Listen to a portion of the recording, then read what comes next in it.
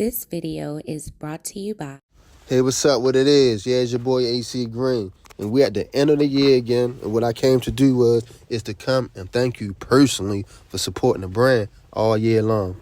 And also what we want to do over here at Cool Green Clothing to show to you our appreciation and love and support for you that you've been having for us all year long. What we're going to do is we're going to kick Black Friday off early just for you. So go online right now at coolgreenclothing.com and take advantage of these amazing sales that we got going on right now. And also, by the way, you already know, if you ain't cool and getting the green, you're in the way. And that's just basic. What's going on, YouTube, fam? It's your boy Tony 2 times, and we back with another episode of the Baltimore Way, man. Before I start, be sure to tap that like button. Definitely watch this video to the end and hear the full story and all the details in the case. For the day one fam, y'all already know it's all love. Thanks for tuning back into another episode. If you're new to the channel and you feeling the content, feel free to subscribe. Definitely hit that notification bell so you can be notified every time we drop a new video. Let's get right into the story. Raising kids can be one of the most challenging but also rewarding things you can do in this world. From when they are young, reading them bedtime stories, from them going to their first day of school. All those experiences are priceless. As year by year goes by, we as parents watch our babies grow from kids to young adults. At a certain age, anxiety starts to kick in.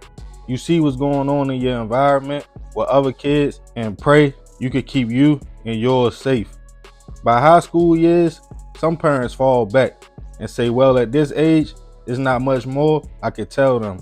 I just hope they utilize everything I instilled in them while they are at school, work, or out in the world. But other parents take a more hands-on approach. They know where their kids are at all times. Make sure they keep them active, busy, and out the way in an attempt to keep them safe, especially in certain parts of the world where it's a little easier to get caught up than in others. But unfortunately, you can go above and beyond as a parent and raise a great kid. They could do everything right, but you can't be there every second of the day, and we can't control other people. You would think my kids are at school, they are safe, but are they really?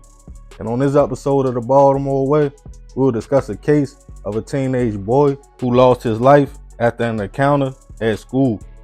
Izaiah Carter was a 16-year-old boy growing up in Baltimore. The oldest having a little brother and sister.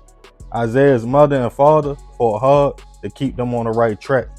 And when people encountered the young man, it showed. Said to be very polite, kind of silly, always smiling and helpful to everyone around him. Riding the bus at the school to meet his other siblings so they could ride home together. Also looking out for his friends.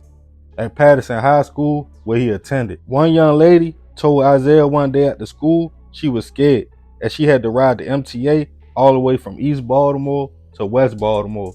The young man, being a gentleman and protector without even asking, hopped on the bus with her and made sure she made it all the way to her block.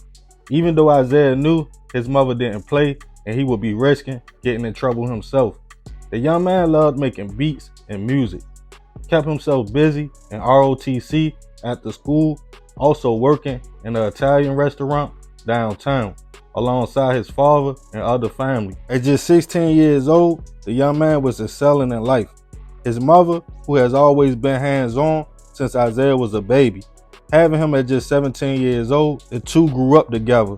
When she was in school, she would read her psych books to him and instill things in the young man to make sure he had everything to navigate through the city.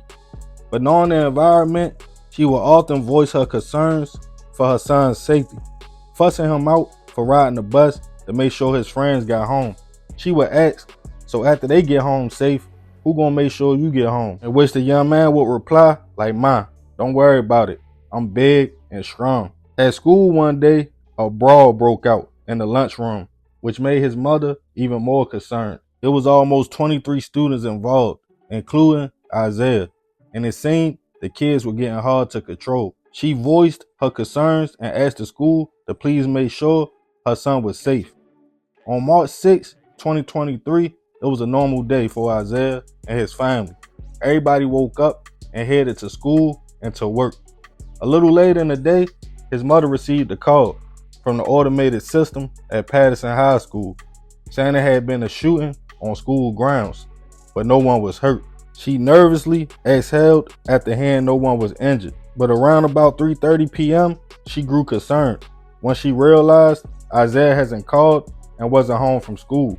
At Patterson, someone was hit in a gunfire though at Joseph E. Lee Park, not too far from school grounds. A 16-year-old boy had been shot right before school was letting out. He was rushed to Bayview Hospital, where unfortunately he passed away. The young man was later identified as Izaiah. As his mother received the bad news, she was in shock and couldn't believe it. She stated it felt like a bad dream, and she feared for her son's safety a lot more lately and had a feeling something just wasn't right. But as police talked to witnesses, no one knew exactly what happened. Only a few kids was at the park when somebody started shooting. As parents and students mourned the young man, his mother let it be known he wasn't the type of kid to start trouble. She was a hands-on parent all the way with all her kids.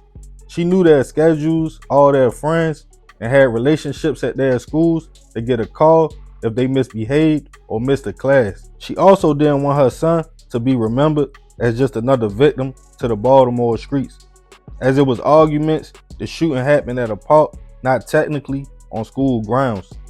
As a vigil was held to remember Izaiah, friends and family honored the young man for his character, even the young lady who he rode the bus with to make sure she got home safely. A reward was put out on any leads on suspects in the case. A few people came forward claiming the shooter wasn't a student at the school at all. In fact, he was a grown man, 23-year-old Roger Mendoza. Some people stated the older man and Izaiah got into a verbal argument over a situation unknown. Then Roger allegedly shot the teen before fleeing. As Izaiah was being laid to rest, family and friends were still in disbelief and confused. Roger wasn't nowhere to be found, but BPD would get a tip. He fled all the way to Texas and was attempting to enter Mexico. A detective contacted police in the area.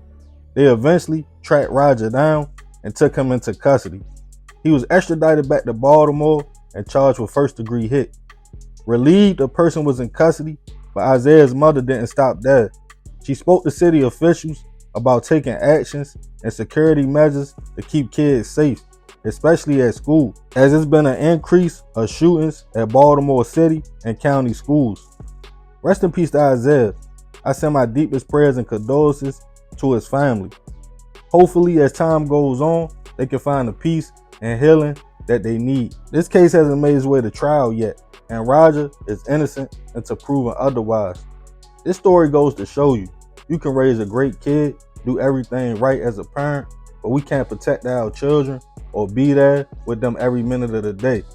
To know Izaiah was allegedly shot by a grown man, there's no way you can prepare for that at all. Some people go out looking for trouble, and unfortunately, sometimes the victims are the innocent.